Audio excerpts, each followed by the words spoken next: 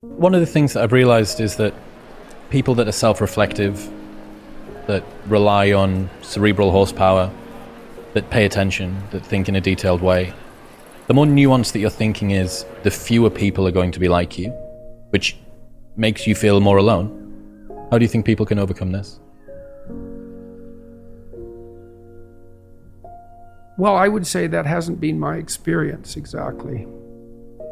Because as I started to make my thoughts more public,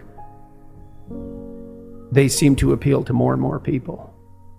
And so I don't know if that's a threshold phenomena, because maybe it is, As you start to become specialized as a scientist, in some sense your vision narrows and narrows, although it gets more high resolution at the level that you're operating, but you kind of pass through a needle, let's say, out the other side where the thing you're studying starts to become everything again.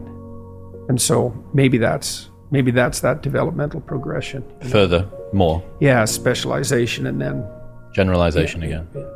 Yeah, I think that you might be right there. The deeper into the breach thing, the show that I went to go and see you do in Manchester in 2017 or 18, someone asked a question about the depth of my consciousness causes me to suffer, and you said you take more of the thing that poisons you until you turn it into a tonic that girdles the world around you.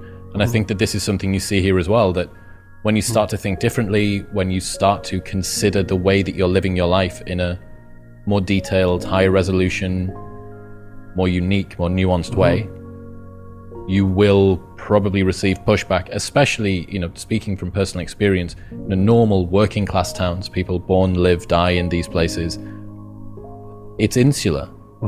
There isn't a huge culture of, especially in the UK, tall poppy syndrome is a huge problem. The biggest difference that I've noticed actually between American people and English people is that American children are told that they can be anything that they want to be. They're told that they have blue sky vision, they can achieve whatever they want. And that gives them a lot of confidence.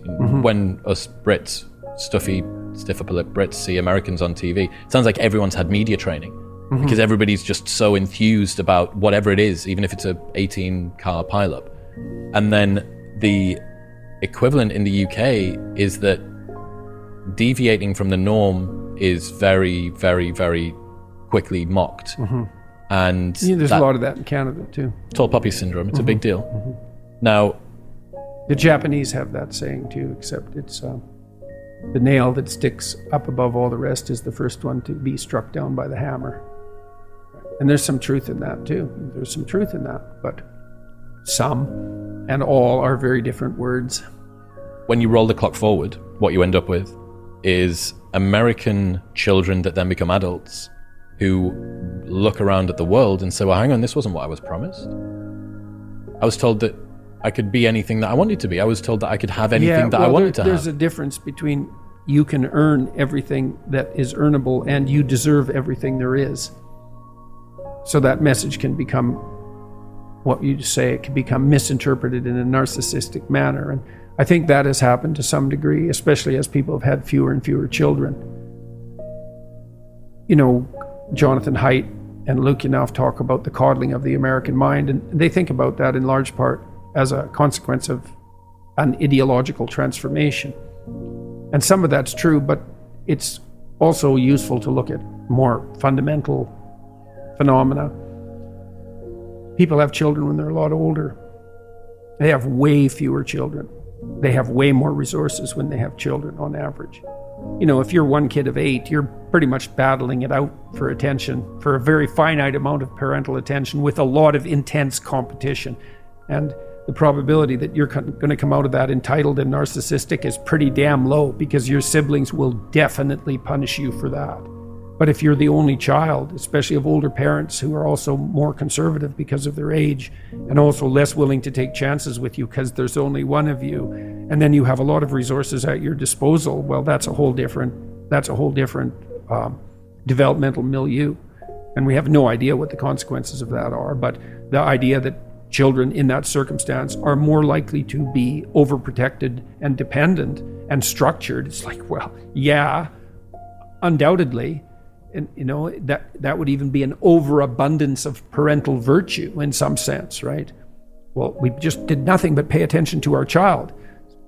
Okay, but too much. What did you expect?